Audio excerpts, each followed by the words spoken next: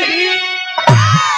अरे मई हरी किचो हरी मथी झूमती, तुम्हारा क्षेत्र में सर झुकाई नहीं।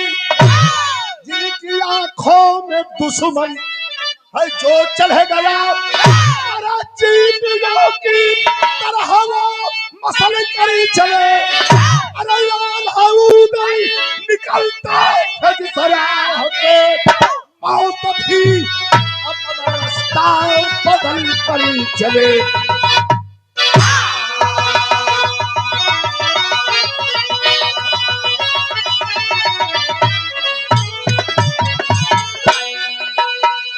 आल्हा उदल निकलते थे जिस राह से, चारों तरफ हाहाकार मचा हुआ था।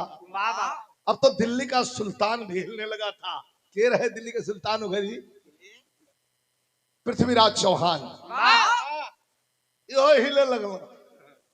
कोई बेर लड़बो कहना परमाल से, महुबा वाला कुल खेद देला से कई बेर।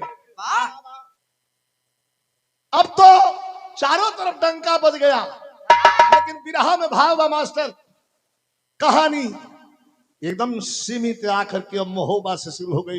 अब क्यों ये धरती पर ताल मिलावे वाला नहीं थे। बड़ा शान से आल्हा उदल मलखान परमाल और देभा तिवारी ताला सैयद सब केहू बैठल बाटे, दरबार लगल बा। वही जैसे कहानी की शुरुआत हो गई। कैसे मास्टर?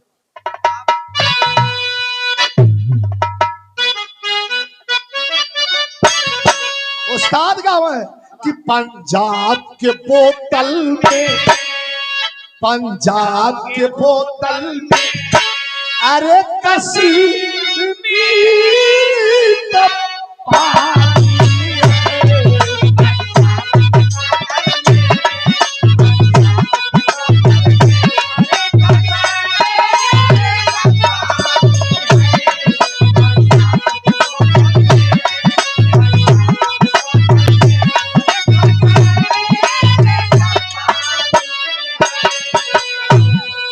पंजाब के बोतल में कश्मीर का पानी,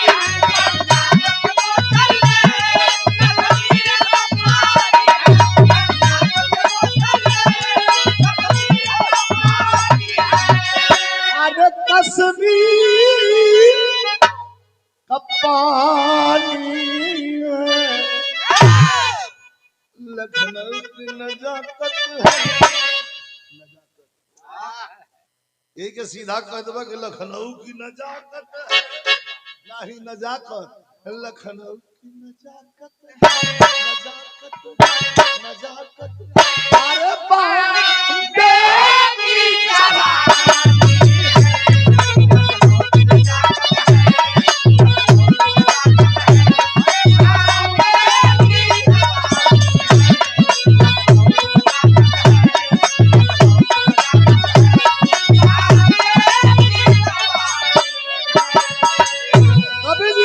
की जंगसाली जवानों बिरताई बाजार में ना बिकाले, बिरताई खून में होले। पैसारी के दुकान पर जाके कहबा कि तनी 50 रुपया के बिरताई दे ना मिली। बिरताई कहाँ होले?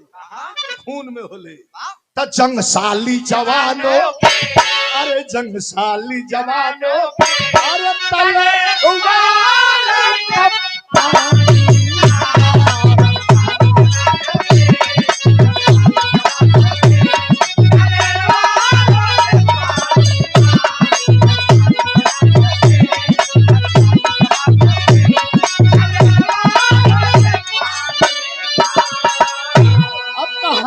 शुरुआत हो गई।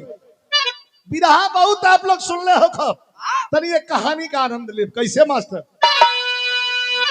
क्या है शेर समर में सन के, है शेर समर में सन के, जब खन का खूनी खंजर, है शेर समर में सन के, जब खन का खूनी खंजर, गल जाए नजर में जो भी आ जाए मौत के मंजर। लेकिन दरबार लगल मोहगे में, कहानी का शुरुआत हो गई।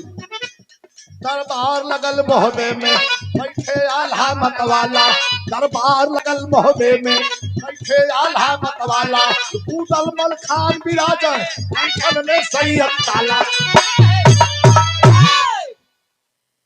बातों की चली परिचर्चा, देखो बात छिड़ गई, बातों की चली परिचर्चा, आल्हा चिंतित हो बोले, बातों की चली परिचर्चा, आल्हा चिंतित हो बोले, एक बात खटकती दिल में रात हृदय का खोले। सब केहू बैठल बा, 2500 लोग बैठल बा, एक तरफ आल्हा, एक तरफ उदल, एक तरफ मलखान, एक तरफ देभा तिवारी, एक तरफ ताला सैयद। ओए में आल्हा भैया एगो बात उधार जरूर की, कुल तो ठीक बा, दिल्ली जीत गई जा, अयर से आई बुंदेलखंड में केहू है नहीं खे, उत्तराखंड में भी केहू नहीं खे, लेकिन एगो बात का दुख बा। कौन कौन दुख बा भैया? छिड़ गई बहस फूलावा पर,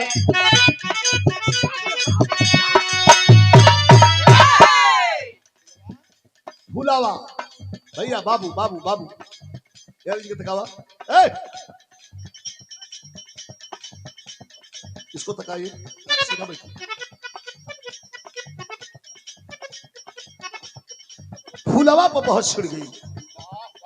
फूलवा के रहे उदल का मेहरारू, मोरंग देश का राजकुमारी, कुंवारा में जब कुंवारी रहे तो एगो फूल से तौलात रहे, इतना सत रहे, बड़ी सुंदर, उस जमाने में उतना सुंदर क्यों ना रहे। छिड़ गई बहस फूलवा पर, बोले है सैयद ताला, छिड़ गई बहस फूलवा पर, बोले है सैयद ताला, नायन सबीरा गोदी में एक वंश चलाने वाला। ये दिखाइए मेहना कलक हो तक ठीक है बा, लेकिन अबीर तो बड़ियार है ये हम एगो लड़का नान पैदा कर पौलो, ये बहुत बड़ियार मेहना, ऐसे बड़ियार मेहना मर्द खातिन चाहे मेहरारू खातिन दूसर नहीं किए, बहुत बड़ियार मेहना। उदल एकदम कांप गइलो, तलवार लेके लगला हिला,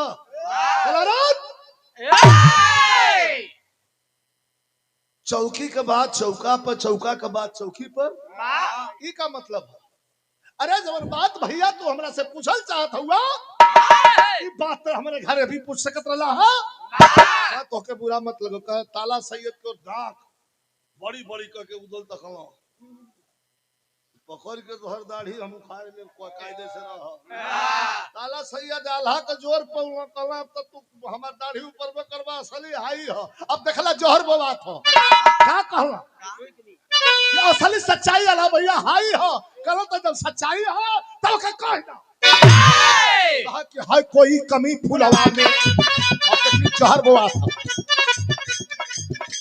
हाय कोई कमी फूलवा में, तब उदल की ना मर्दी, हाँ जी, या तो फूलवा में कोनो कमी होई, या तो उदल ना मर्द होई, तब पे ना गोद में वो फूल नहीं खिला, उदल तलवार लेके दांत भींच के वही तलवार के मुठिया पर तर आधा तेगा बाहर करी, गला तलवार मत घिंचा, डरात में खिया रहा भैया, पूरा तलवार निकाल ले, गला बैठा बड़ हम बानी, चोर फाटत होके तो यहाँ से जा। ताला सैयद बोले लगलो, हाय कोई कमी फुलवा में, जब उदल की ना मर्दी, हाय कोई कमी फुलवा में, जब उदल की ना मर्दी, उदल फुलवा के साथ है हम सबकी है हमदर्दी।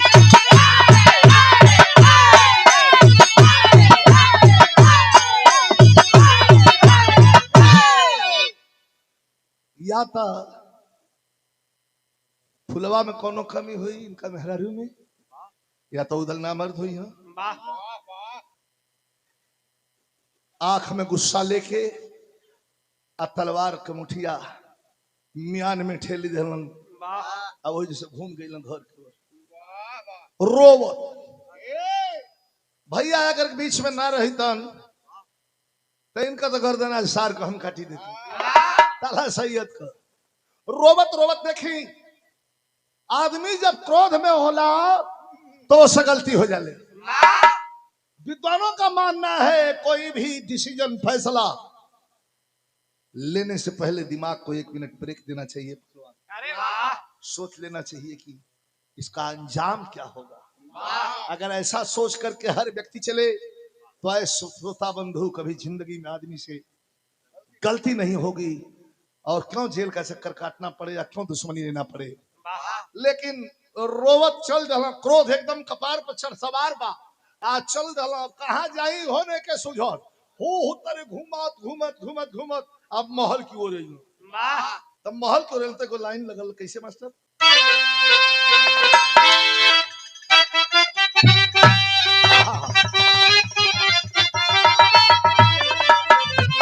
अरे खंजरिया पेड़ा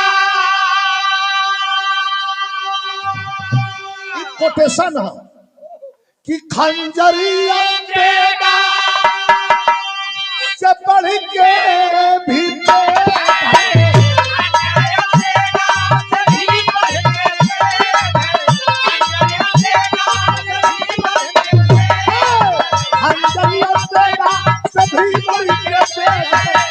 बतिया कच्चो कौन जवान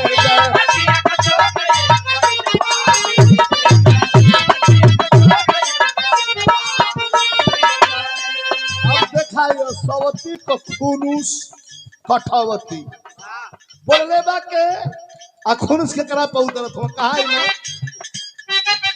खुद के उदल नहीं सकले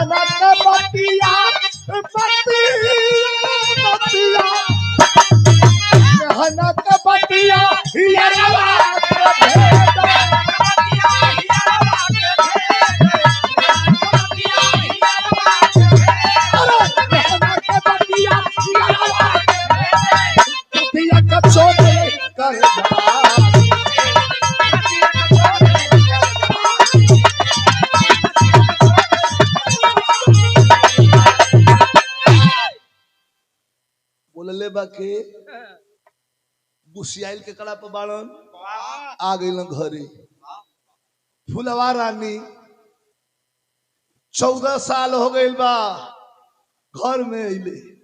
लेकिन हाँ पहले के जमाना में जब छोट रहनी हम तो देखले बानी नई कन्या बहुरी आया आवस तो 2 साल 4 साल 5 साल घर से बहरे लोग ना निकले देव तो नाव होके कि हे देखा ना फलाना का घरे जो पतो ही उनका आई लियो 4 साल हो गए अब हम लोग बहरी नहीं खन निकल ले नाव होके आजकल जाओ थे लोग तो खड़े मुंह थे तो से कुछ तो पूछा ना अरे कहा तुम दिखा दे तो ऐसे दिन भर लेके मोबाइल लटकल लाला में ना हो उस्ताद के काम पे है ना क्या नहीं। अरे वाह, लेकिन कबार बन के मुद्दे बोले अरे बारे गुरु ओ तो पदुई है पदुई है उनका भाग पाद हुई अरे का तब अरे वाह, फुलवा रानी बैठ के श्रृंगार करत रहल वाह अब उदल के बोलले हम सका आई अइला घर में आया के भैया वो झोंटा धले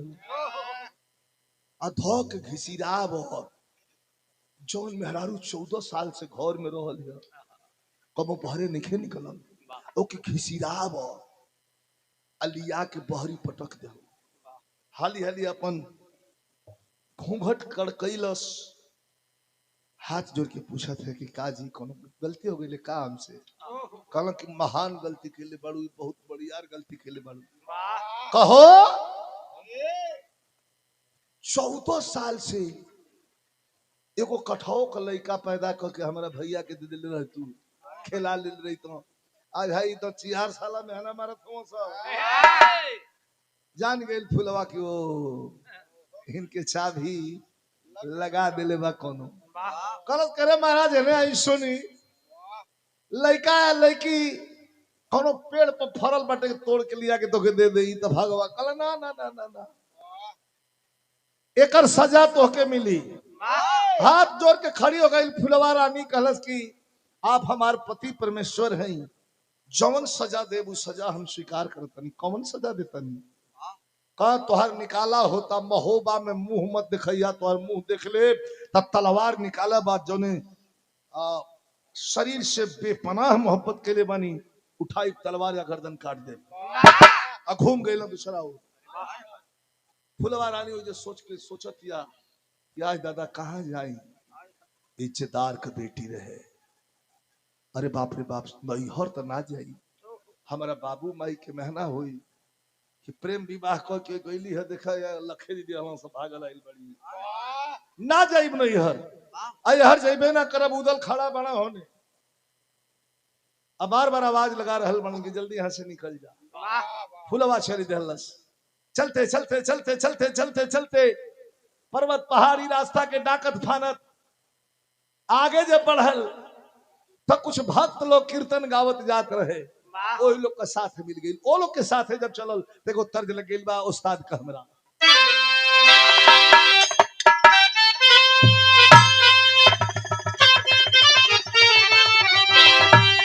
उस्ताद हमार गाँव की चढ़ा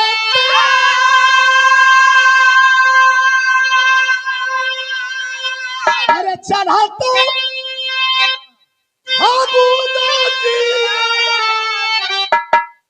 जारी गई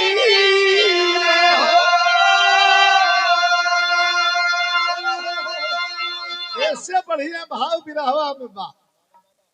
फुलवा सोचा दिया कि जाई कहा, कभी लिखे थे क्या लगी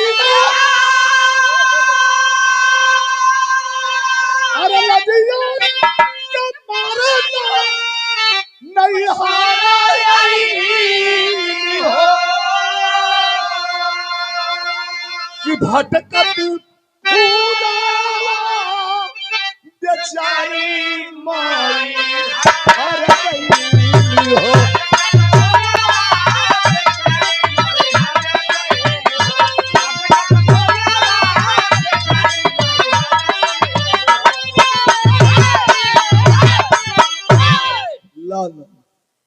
जाए के रहे नैहर या आ गई मैहर, माई के धाम पर चढ़े लागल। सवेरे से वही तरह बसिए मुंह चलल बिया। आज जब आखिरी सीढ़ी पर पहुंचल तो बेहोश होके गिर गई। एक आदमी दौड़ के गई, जाके पुजारी बाबा से कहलस कि बाबा अरे सीढ़िया पे गो इतना सुंदर स्त्री गिरल बिया, ओकर घुंघुटवा हट गइल बा। ए बाबा ओकर गोरैया लगता कि सोनवा का गहनवा फीका लगता ओकरा आगे, इतना सुंदर अद्भुत बिया। दौड़ के पुजारी बाबा माई का पूजा करत रहल, भाग के अइल, पानी के छीटा दहल, उठ के बैठल, पूछल बाबा की बेटी का नाम हो? आंख में लोर आंसू ले ले बिया, कहलस कि नहीं खी जानत। अरे हई मांग में सिंदूर बारे, तोर के सवांग के मालिक ह तोर? कलस की हो नहीं खी जानत। तोर वतन? कलस की हो नहीं खी जानत। अरे तोहर बाबू माई कही हो नहीं खी जानत। तब पुजारी बाबा कहना जब कुछ नहीं क्यों जानत तो आज से हमके अपन भाई अच्छा है बाप बुझा। यही जरा है बेटी तुको ठीक कर लगावा, एगो हम खाई एगो तू खाई, माई के पूजा करा। रे बाप भगवती है ही हो। कहियो न कहियो तोहरा परिवार के लोग आई या तोहके लिया के रोवे लगल। फुलवा कहलत कि बाबा सच हूँ कहा, बस बस कुछ नहीं है करा, लेके चल दो तब मैहर के। अरे मैहर के पुजारी बाबा आती हलन सरनिया, हमारा के बितावा जिंदगनिया फिर से उजरा, फिर से उजरा सवारे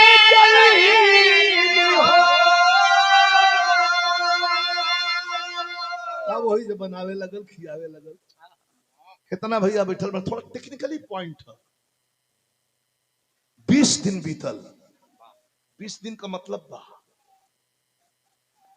20 दिन जब बीतल रहे एक ठे औरतन का ये सृष्टि के संचार खातिर ब्रह्मा के अंश से बनावल बा धर्म, मासिक धर्म।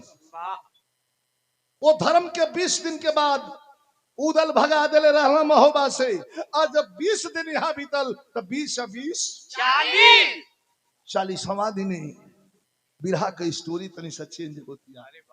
वही मैहर के पहाड़ पर माई के पूजा करतिया। एगो न्यूज आवता, कमन न्यूज।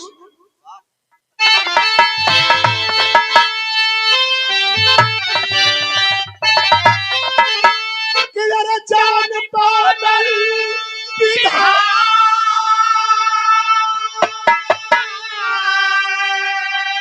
उलट फेर उलट फेर के ऊपर वाला के घर में नहीं।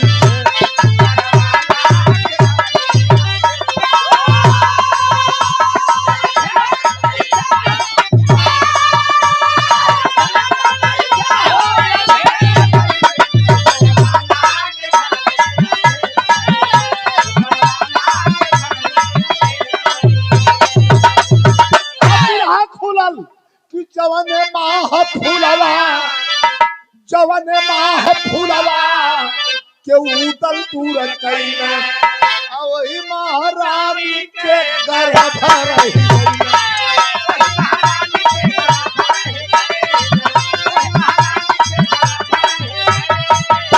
कभी कहा था कि माई के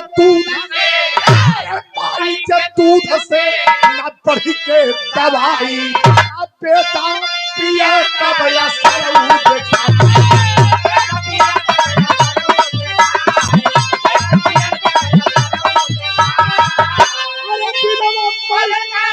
अरे दिलवा पलटे न तन को अबेर नहीं थे। 40 दिन बीतत बीतत फुलवा के महसूस भइल कि जौना खातिर भगावल गई रहनी है। ए भाई तो लगता कि हमरा कोख में हमारा स्वामी के निशानी पल रहल बा। बैरान के धरती से हमारे भैया आदरणीय श्री योगेंद्र यादव जी आशीर्वाद स्वरूप पुरस्कार दिले बनी, हार्दिक अभिनंदन बा।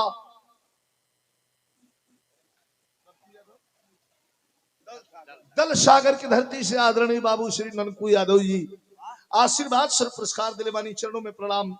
सब भैया के नमस्कार प्रणाम बा। ओ हो न्यूज ही आई कि 20 दिन बीतल रहे तो भगा गई रहे। अब 20 दिन और बीतल जब धमिया पर देखे महसूस भइल के रे हम जोने खातिर भगा दिल बनी हमारा स्वामी के निशानी हमरा उधर में पलटना। 1 महीना 2 महीना 3 महीना 4 महीना 5 महीना ये भैया जब 9वां महीना बीतल तब फुलावा वही धाम पर मैहर के धाम पर एगो पुत्र के जन्म दिहला। सुपुत्र ना बारूद पैदा कैलस। तो कभी के लाइन यहाँ चेंज होइल मास्टर।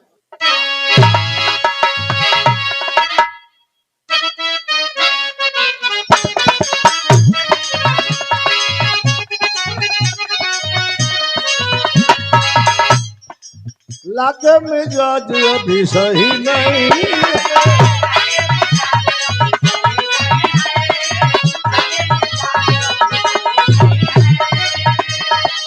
पहलू मठाई को कही नहीं।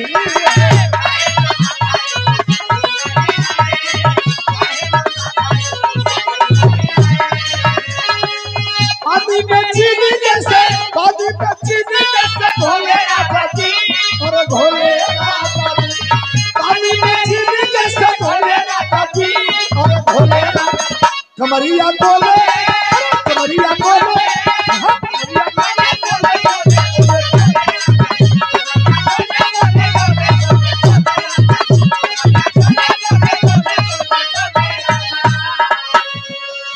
फुलवा का बेटा जब भइले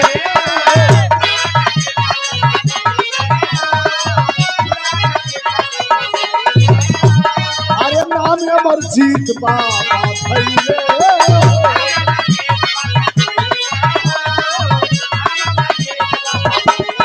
जोश का पारा चढ़के जोश का पारा चढ़के बोले लागल बा अरे बोले लागल बा जोश का पारा चढ़के बोले लागल बा अरे बोले लागल बा जवनिया बलबल जवनिया बलबल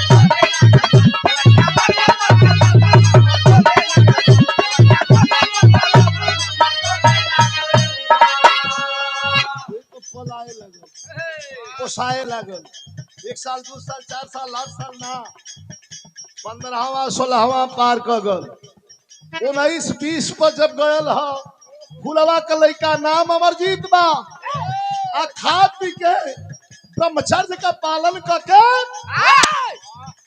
इतना ज्यादा बल विपुल बना लिहलस जब तब पेड़ावा में लड़े लगल आ तो वही बीच में देखला आम आ मछली से भेंट हो जाले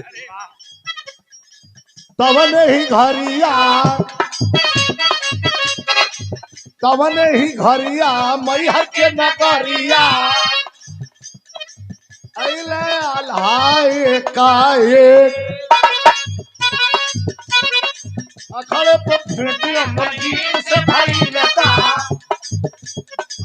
अखड़े पे भेंटी अमरजीत से भाई लेता धड़कल करे जा धक्का धक हाथ मिला हुआ भाई होनिया रियाज करी बड़ी बारीकी है लइका रियाज करला आया गइल आल्हा तो मैहर माई के पुजारी इहो अपन लंगोटा जंगिया चढ़ा के अब दे है अपन कर्म करे लगला तोरा दे है खला के चल लइका मारे रियाज मरले बा मैं धरती पसीना से पोटल बे वो जो खड़ा होगल कल की आल्हा कल के रे लइका अरे तोर रोज तोर रियाज नहीं खे पूरा हो आल्हा कहला ऊ का चिन्हत हो कि हमारे खानदान है गला रे लइका तोर रियाज नहीं खे पूरा हो तो आप लड़ा दे लइकवा कहलत कि अकेले आइल बड़ा कि केहू संगे बा कहला ना अकेले बानी कहलत कि तब मत लड़ा तान के पटक दे रे एगो उठावाला लेके जाए वाला चाहिए आल्हा के गर्मी हो गइल के रात एकर देखा इस साला चिन्हते नहीं खे कि हम के खड़ा भरना मनवा आला करो तब आओ बेटा हो जाओ हाथ मिला हुआ भाई हाथ मिला हुआ भाई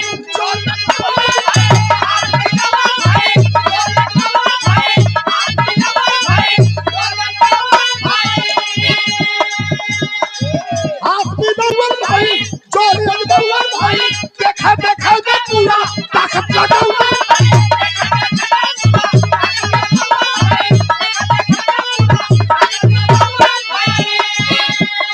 नशा नशा लइका के पिछोड़े लागल बा निचोड़े अरे नशा नशा लइका के पिछोड़े लागल बा निचोड़े लागल बा जवनिया बंदर जवनिया बंदर जवनिया बंदर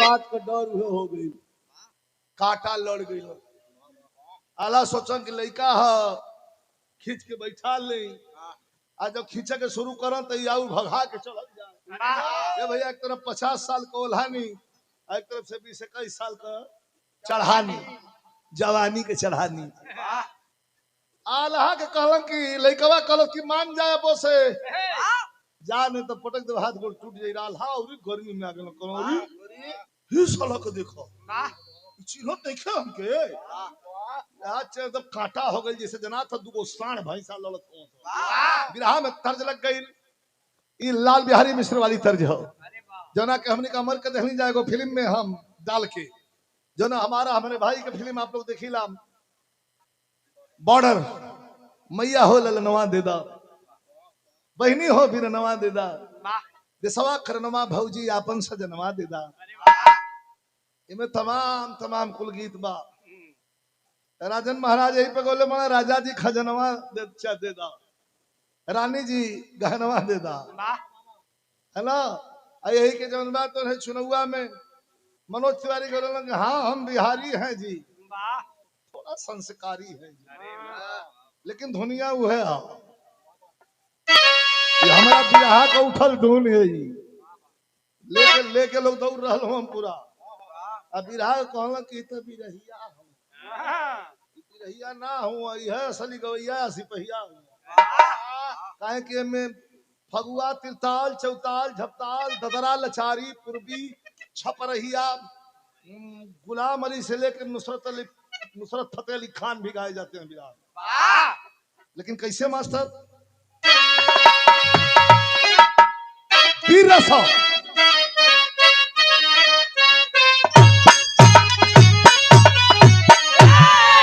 क्रोध में भइल आल्हा तब मुट्ठी अरे मुट्ठी जब की भी चले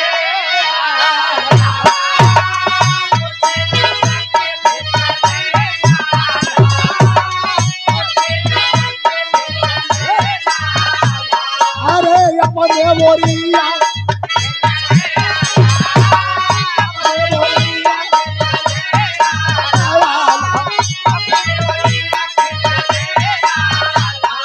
अरे पहले तो जमाना जैसे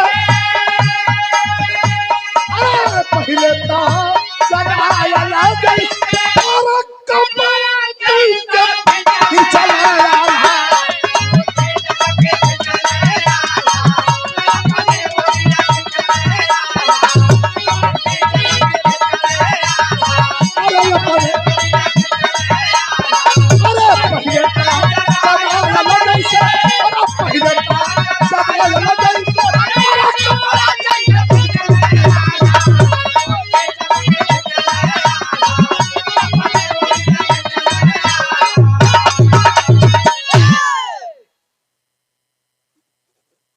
आदरणीय हमारे भैया श्री विनोद यादव जी नव अल्लाह के पता बाकी हमार भतीजा है उदल का लड़का है आ न वो लड़कवा के पता है कि हमार बड़का बाबू हो। विनोद भैया के प्रणाम। और जकरौली की धरती से हमारे मिंटू यादव भैया के पुरस्कार आयल बटे भैया के हमार प्रणाम बा।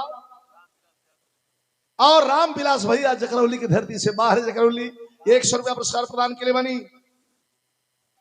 और ये बारात मालिक हमारे भैया आदरणीय श्री बीरेंद्र मास्टर साहब के द्वारा ये आशीर्वाद स्वरूप 500 रुपयों का पुरस्कार प्रदान किया गया है। बहुत बहुत प्रणाम। जैसे आगे बढ़ब वैसे और भी हाँ बिरहा में गर्मी आवत जाई। ये भैया अब दोनों भीड़ गई बड़ा सो और लड़कवा तन को पीछे हटते नहीं थे। आय आल्हा कसम खाल इनके मुंह आके तो जाई बाजे जैसे आइल बारी दर्शन करे लगला माटी उठा उठा के धान के तरफ फेंक माई आजा माई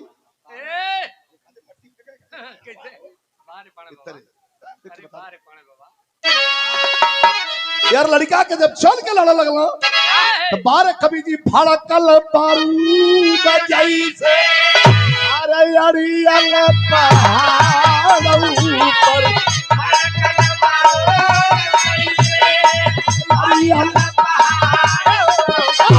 अरे आल्हा के उताउला लड़का अरे आल्हा के उताउला लड़का अरे थोबिया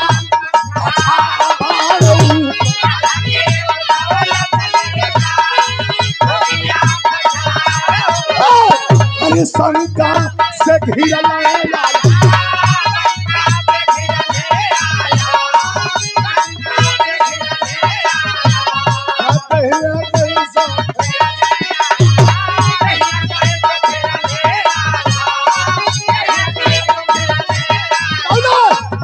Samulan Tani, Samulan Tani,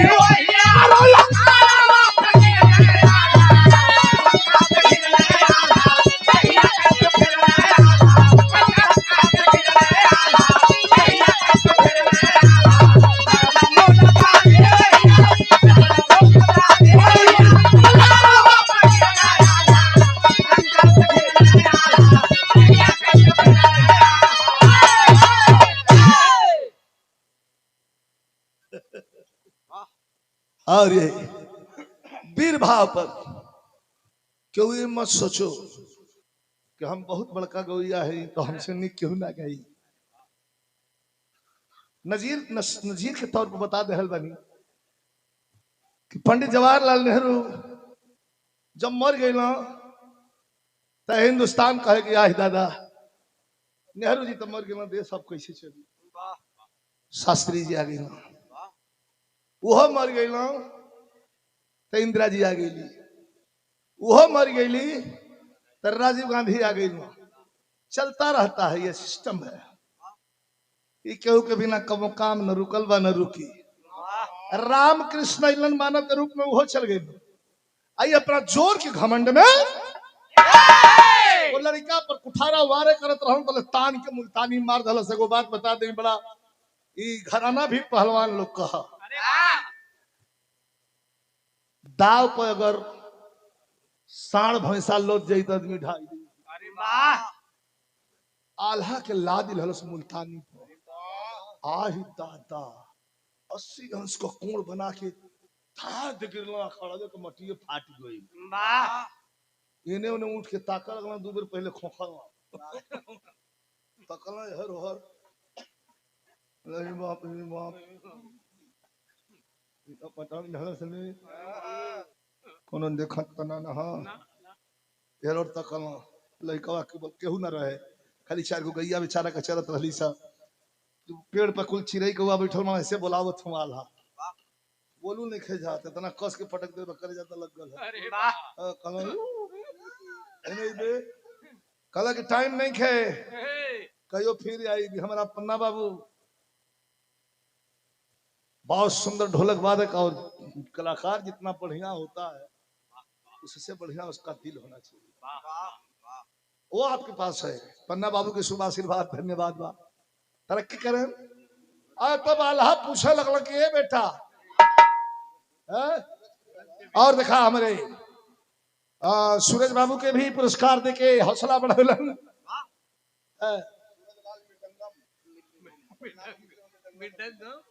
अच्छा ऊपर ना सुट कर था इनका। अरे पंडितम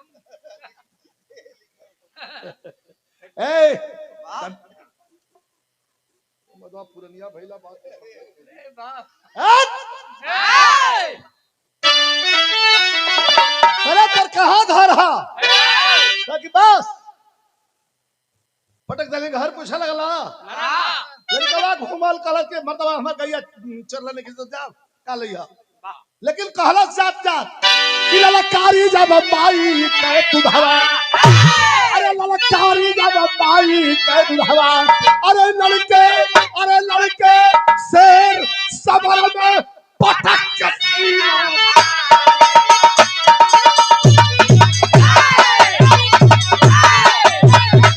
लड़के शेर समर में पटक के सीना फारी ललकारी जब माई के दुधवा आल्हा का मुंह रखिया गेल बा पटका गेल बा। संजोग तो ई बा कि केहू देखत नहीं के जंगल में पटकले बा। संतोष बा क्या दादा दादा इहे जानता ए बाबू तोर कहां घर ह लेकिन का घाट बा ना घर पूछले बड़ा लेकिन खरा कभी का कैसे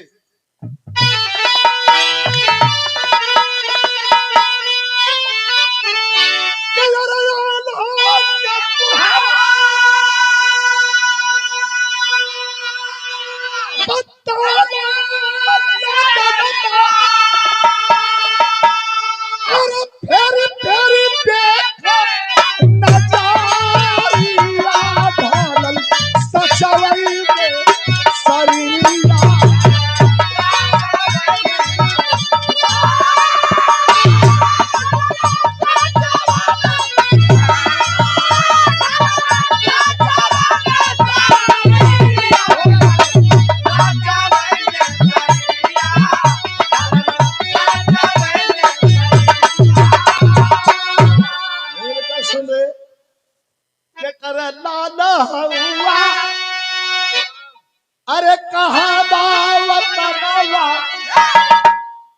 कवन मतारी तोहर कैली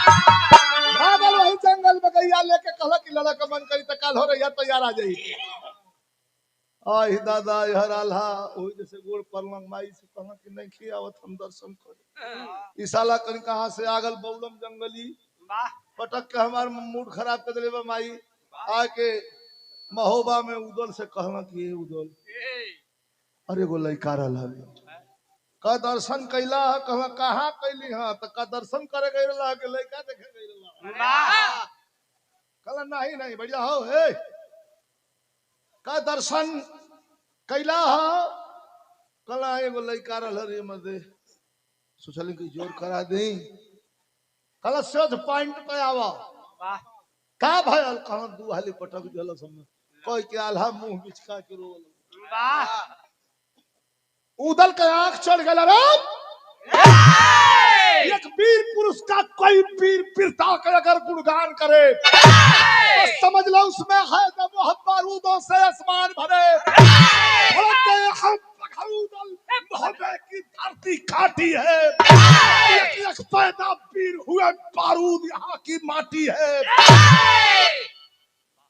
जाके इज्जत लुटा के इला वाह ई कौन ससुरा पटकला से तो के अरे वाह ये मर्दवा हमनी का 3 जना लड़ी न जा तीनों जना को हमनी का जोर करा के तू निकाल दला ई कॉमन रहल ह कहला जाए दे जाए दे आल्हा कहला के जाए दे उहे जानता या हम जानता वाह पटक कोई जंगल में भाग गई उ ना भेटाई कहां भेटाई सार के खोज के पटक अरे वाह दिखाई माई का कुल भेगटी रचना चलत है वाह का मैहर के धाम पर कुश्ती होगी आज के 10 दिन बाद नाग पंचमी का त्योहार बाद और त्योहार के मौके पर वही मैहर के धाम पर कुश्ती हुई सब तैयार हो गई वाह एक एक वीर सजे मोहबे से रण देखल रणधीर चले एक वीर सजे मोहबे से रण देखल रणधीर चले ऐसे लगोटा पान के फेटा सभी मोहबिया वीर चले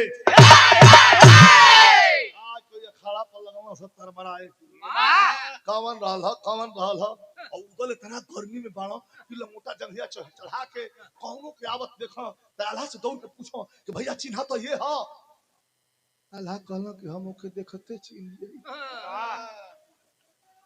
इतना तान के पटकले बा बतावे के ना पड़िए बाबू वाह सांझ के जब 4 बजे ल भैया बड़ा रोमांटिक मिजाज है हंसते ख चेहरा पर हल्की हल्की मूछ हल्की हल्की पहलका रोमादार ही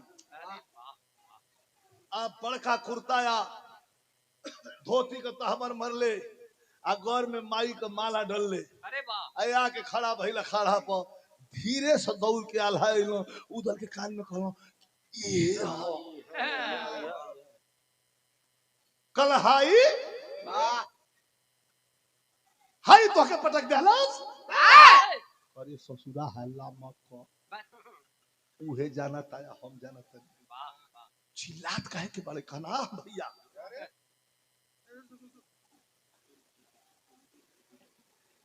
आदरणीय श्री नीतीश यादव पप्पू ये 500 रुपया पुरस्कार दे के सम्मान के लिए बानी बहुत बहुत प्रणाम बा हाथ दौड़ के मिला ले उदल कहना क्या सुन रहे कि बड़ा वीर हुए रे हंसे लगल कि ना जी ना भैया वीर कहा बानी हम चरवाहा हई लइका कहता कहना ना हमारा भैया के पटकले बड़े अच्छा अच्छा अच्छा है तार भैया हुआ तो दुइये भाई हो जाके और केहू हो उधर कहना मतलब कि पूरा खानदान के जुटा ला आज सबके हम पटक दे रोज रोज झंझट में हम ना पड़ब उधर कहना ये भैया बहुत बड़ बोला था कहाँ बड़ नहीं खे बोला हमके तो डर है ये सार तो हो के न चीख दे चुप रहा मत फालतू बतिया वाला हाथ मिला के चलल पहुंचल जाके माई के धाम पर और फुलवा माई के आगे बैठ गल कहत कि माई रे एगो दुश्मन आइल बा साला ओकरा के एक हफ्तो 8 दिन पहले पटकले रही हमी एगो फिर अपना भाई लेके आइल बरे माई वाह आशीर्वाद दिवा देता जाके लड़का के बैठा के मस्जिद के सामने और माई मैहर के थाम पे तरह चरा फैला के आंख में आंसू लेके भगवती से कहलस कि माई 18 19 20 साल हो गए तोहर सेवा करत कब कुछ मंगली नहीं कि हमर लइको हमसे ना मंगलो आज लइका मंगला सा तई बेटी तोहरा से मांगतिया का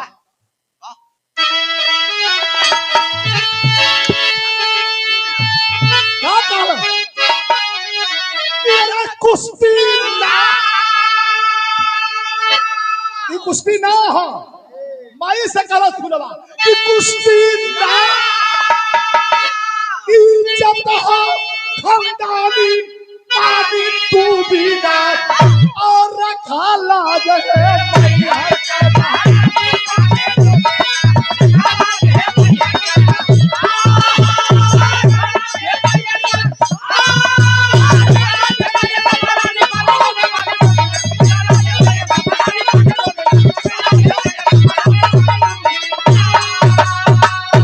आशीर्वाद उतर गया खाड़े पर, तो खून से खून गया था, खून से खून गया खाड़े, भाईजान आगे भिड़ंत हो, तूने बिना के पंजाय मांगी, चरखी पर घुमा तुरंत हो।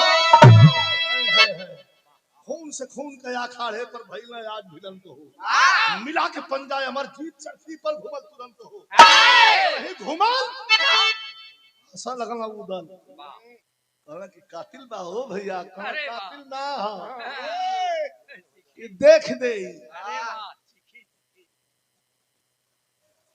आदरणीय हमारे भैया श्री सुदामा यादव जी जगरौली की धरती से ये पीर भाव पे प्रदान कैलन 200 रुपया पुरस्कार प्रणाम बा। जब दोनों भीड़ गई हाँ तो तनी बिरहा अंतिम हा, लेकिन वीर रस के भाव है मास्टर। हाय हाय हाय हाय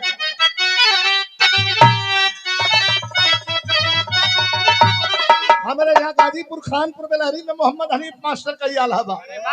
ये भाई हमन के बचपना रहे, जवान रहो दुगो नट सहजाई रहो ये दादा। ये पन्ना बाबू जब गावे लगे तो जना की साला मड़ई में बरम आग लग गई। उन लोग के आला हमारा याद तनी तनी आवेला, 8-9 साल के रहली हम। कैसे काम है मास्टर? हर 5 मिनट में मुड़े ठीक है। अच्छा अब बड़का बउवा के दाना रख ले रहा है ला। और ये हमारे साउंड सिस्टम बैरान से कानू आर्य नंदन साउंड, वाह बहुत बहुत शुभ आशीर्वाद के शॉर्ट का खाली नंदन साउंड कर चला। ये तो उजाला पढ़ले लिखले ही बोल ली हाँ, नहीं तो यहाँ 100 में कम से कम 50% तो अनपढ़ घूमत है। उनके आर्य नंदन कह देबा तो लगे 108 का खाली नंदन कह देबा तो आराम रही। तब दोनों जब भीड़ गई तो ना वो क्या पता बा कि हमार बाबूजी हुआन, और उनके पता बा कि हमारा लड़का बा। आदमी अब करेजा थाम के सांस रोक के बैठ गेल कि ये दादा उतन सारी लड़का लड़ता ना। इतना कहला करे मदवा मोर जे कोने के लड़का रे मुआ दे रे, ये पूरा लड़वैया ह अखड़ी हो, जा कहो तो दिल्ली ले शमसूल से लड़ गई भाई, उदल से लड़ी तो कैसे मास्टर?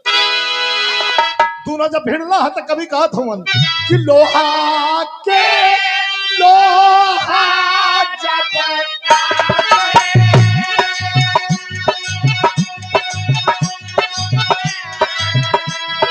अरे चीख निकले तबला,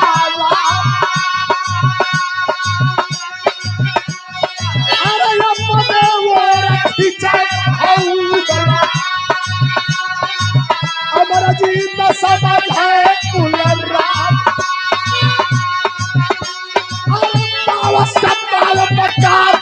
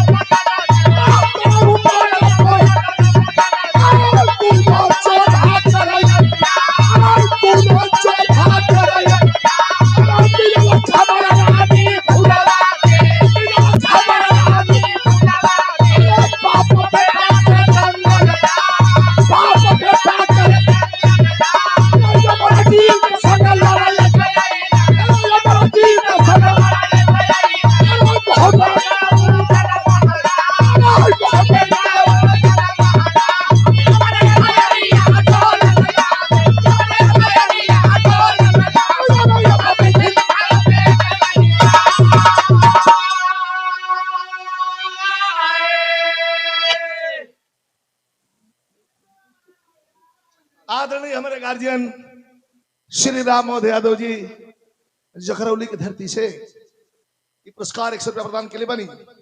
हार्दिक अभिनंदन। बाबा पे बेटा लड़ गए माना साहब, दोनों में से कोनो को पता नहीं है। ये चामनपुर की धरती से हमारे भैया आदरणीय श्री शैलेंद्र यादव जी, भैया के हमारे प्रणाम बा। आल्हा बैठ के हनुमान चालीसा पढ़त हूँ, कल झूठे साला के बता दे नहीं तो यहू के पटक दिला। अब फिर गई सा दोनों आय अब आज जब लड़त लड़त लड़त लड़त 2.5-3 घंटा बीता तो एक आदमी नीचे से ऊपर गई माई के धाम पर जाके फुलवा से पूछा था कि तोहर लड़का बा का लड़े गइल बा कुश्ती, कैसे लड़े खातिर भेज दिलू हो? तो हंस के फुलवा कहलस कि आज ब्रह्मो से लड़ी तो पटक के आई। का कैसे? का ब्रह्मा के बहन से आशीर्वाद दियोले बनी आज। कल ब्रह्मा से तो नहीं खेल लड़ल, लेकिन कलजुग के हनुमाने से लड़ गइल बा। के ह बतौला स्वदमिया के अमरजीत संग लड़े जइला मोहबे के उदल महाराज। हाय हाय हाय हाय, फुलवा रानी के हाथ से थरिया छूट रोवे लगल तनी सा अवजिया कम करवा दी थी भैया हल्का सा के वो ओके तो तनी बोल दें फोन ऑन करके करा के थोड़ा सा डाउन कर दें, बड़ा डिस्टर्ब कर। तो फुलवा रानी जाके माई मैहर के शरण में गिर के रोवे लगल कि माई 20 साल से लगातार तोहर सेवा करत हई, अपन लड़का लेके जंगल में जिंदगी बिता ली हली, लेकिन कबो तोहरा से कुछ मंगली ना। एक सवाल हमार बा, जवाब तो हूं माई हो हम हूं माई है, एगो सवाल का जवाब देवे की पड़ी। जौना दोराहे पर हमके खड़ा कैले बड़ू, छठ भोजपुरी में लोग कहे लगे पुतो नीक या भतरो नीक केकर क्रिया हाय देखा ना केकरा के हक कह दे कि हरा दी है, केकरा कह दे कि जिता दे। ये कोई को रोवे लगल, पुजारी बाबा करे करे भाग जल्दी जाके छोड़ा दे। 3-3.5 घंटा हो गई न तन को ऊ पीछे हटाता न ऊ पीछे हटाता। पूरा बात तू सीढ़ी डाके लगल। अरे वाह, अब पान के भागल है वही अखाड़ा करी आल्हा के अखाड़ा करी। तो कभी भाव लिखत हो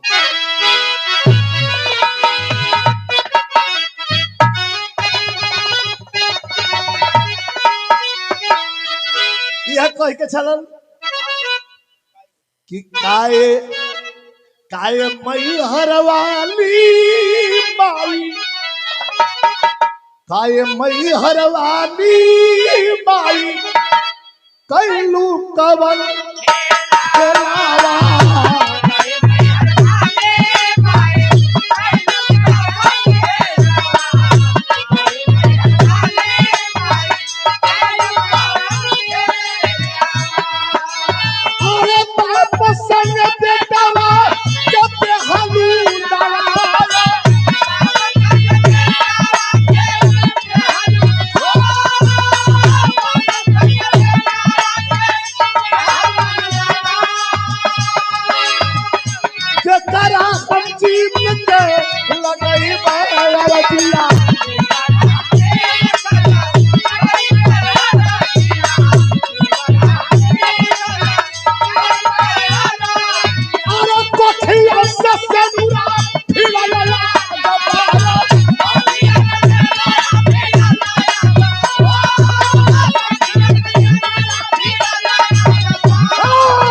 मंदिर से दौड़ल अखड़वा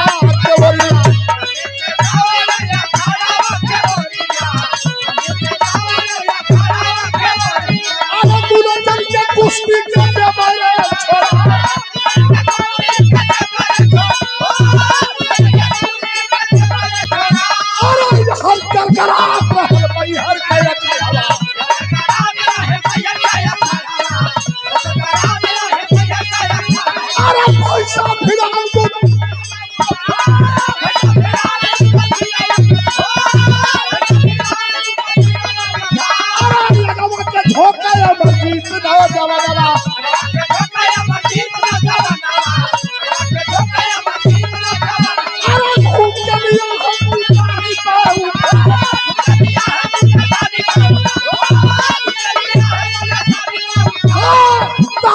पटकला सुधरती के ऊपर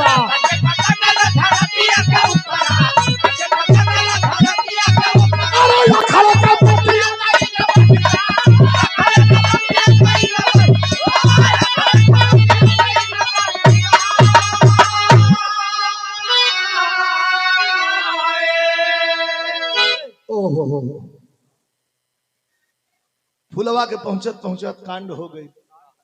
सौधल दाव मुल्तानी पर जो आल्हा के पटकले रहे वही पर उदल के उठा ले। अरे बाप रे, उदल के पटक दे का, उदल के पटक दे का। आ तौले फुलवा अखाड़ा के बेदी पर ओकर माई चढ़ गई। जोर से होई जैसे आवाज देवे लग, खबरदार रोक ले। और वो उठा ले बा दाव पर लदल, वो रोक कर ले। धान पे पटक कोई छाती पर बैठ गल, तोरे फुलवा पहुंच गल, ताड़ ताड़ दू थप्पड़। छाउड़ी आ गल, कहलस की माई सुनी ला के जीता वाले के इनाम मिला रही। पटकले बनी ते झापड़ चलाओ तड़े हमरा। ई साला उजिया दिल बना सो, आंख में आंसू बा, बुंदेलखंडी घूंघट में फुलवा रानी अमरजीत से कलश की छोड़ दे। कलश की ना छोड़े कि मुआई का है। अरे हर हफ्ते में तो हम कहले मन सरी भाई एगो भाई लड़ के साला 8 दिन पहले में गइल, फिर अकेले गेले आई एगो के मुआ देब न माई। ई साला डरा जे से ना है, फिर तू झापड़ चलो लो छोड़ का के मरले पर मरले चल जाते रे। का है का बात बा, पकड़ के खलाई। अमरजीत का पूरा आदमी शांत बालन, सबका हाथ जहां कहता है रुक गई कि कौन मेहरारू हो के है। आज सबसे बड़ी यार सदमा तो ई बा कि उतल के पटक दलस ई हो के दिल्ली कहिए ना हा, उत्तराखंड कहिए ना हा, बनारस कहिए ना हा, लखनऊ कहिए ना हा, आगरा कहिए ना हा, ई हो कौन।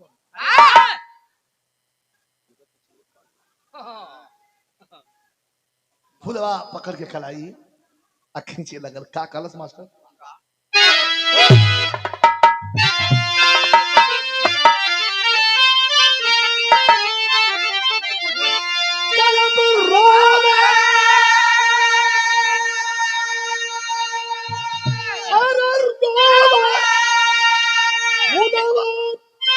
इज्जत मारे झुका वाला नीचावा अपने यही बाबूजी क्या छाती पर से उतारा बचावा।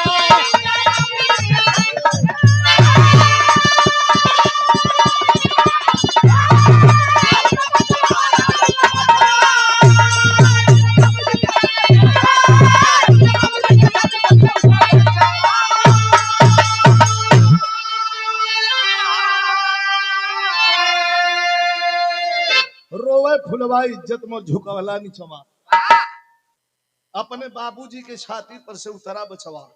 छटक के हो दे खड़ा भइल, कल के माई एहे बाबूजी हो। हाँ भैया ये तोहर बाबूजी हो।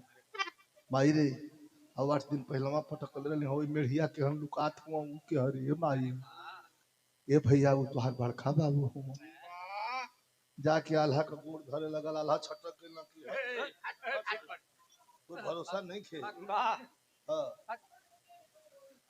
ना ना ना ना ना ध के लेल कह बाबू हम ना चिन पौली हां, तो धीरे ही से पटकल रहते फिर छोड़ा ले ना हट बस। हां उदल खड़ा बेलन धूर झाड़ के फुलवा रानी के चेहरा देख के आंख में आंसू, पुरान प्रेम फुफा गई। आंख में आंसू झरझरा के गिरे लगल। अब कहलन कि हम तो गलती कर देली, तो गलती के जवाब तू गलती से दे देलू, तो के गलती ना करे के चाहत रहे तो हमारे संगे ठीक ना कहलू। कहा परिचय लेला हाई कमल लइका आ कैसे यहाँ आयलू कुल कुल बताओ तनी। फुलवा रोवे लगल आ वो बुंदेलखंडी घूंघट में अमरजीत अपने बेटा का हाथ पकड़ के आ उदल के हाथ में थमा के कहलस का कहलस कि जवन अमर छूटल साजना अरे वही मां कोठी में पड़ल है सुतना।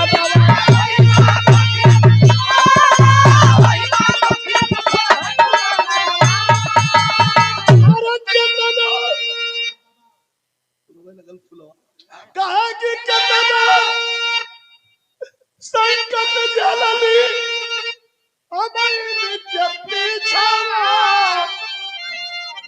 अपने बाबूजी के चोर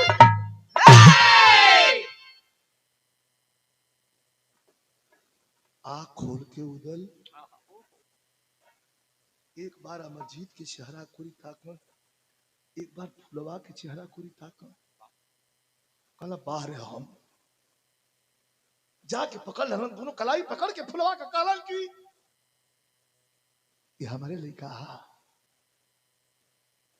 हम हूं से बेटा बड़ो ये बेटा यहाँ आके कलाई प्रणाम के चरण स्पर्श कैलस। फुलवा रोवे लगल, कहलत की गलती हो गई, माफ कर दिया जा। दोनों जने की इज्जत तो लोग को खून है, दोनों जन की बेइज्जत के खिलाफ ना चुप रहबू। दुनिया में बड़ा लड़ाई लड़ली, अकुल लड़ाई जीतली, लेकिन जितना कुल लड़ाई जीतला का हमरा के खुशी ना मिला। आज ये लड़ैया के हार गइले में उतना खुश बनी। ये बिरहा का अंतिम लाइन हो, अंतिम भाव दुए कड़ी हो, एक ध्यान से रहुआ सब सुनो। इस सामाजिक भाव हो, इस सबका खातिर, हमरा खातिर, आप खातिर। आज जे भी बाप हो अपना बेटा के ओकरा खातिर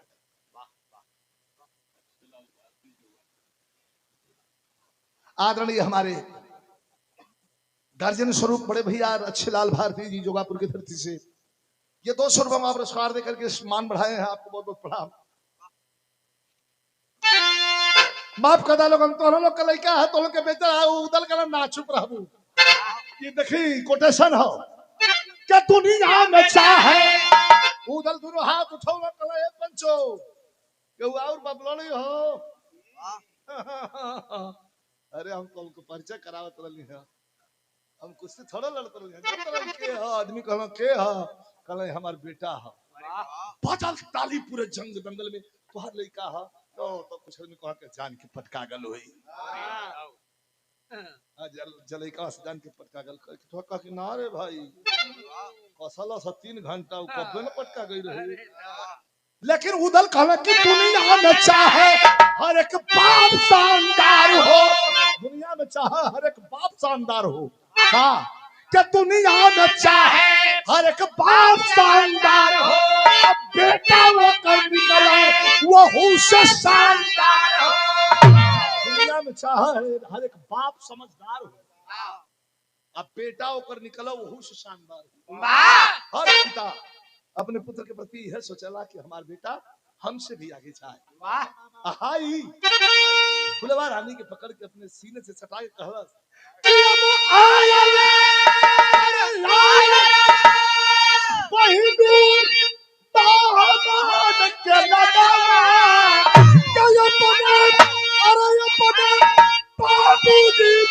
छाती पर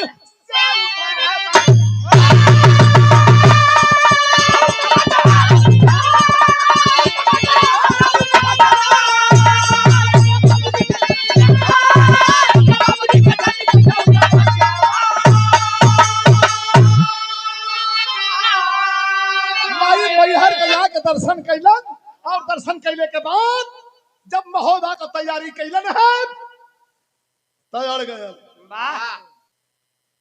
कल ना जाई कह काहे ना जाइबे लइका हुए चल कह के ना चले के होई कह कहा कर्नाटक चले के होई। कर्नाटक कैसन? कर्नाटक के राजा भानुमति का बिटिया जो हमसे प्रेम भानुमति, कर्नाटक के राजा का बिटिया भानुमति जो हमसे प्रेम करेला अगर लेके चल चाहत हुआ संग तो भानुमति के संग लेके चलत चढ़ गई लोग जैसे सेना कर्नाटक और लेकिन डोला भानुमति का और महोबा की तरफ चल गुरु बिहारी कभी चंद्रिका दास ललकारी जब माई का दुधाया विजयी प्यार लाल सदगुरु चरण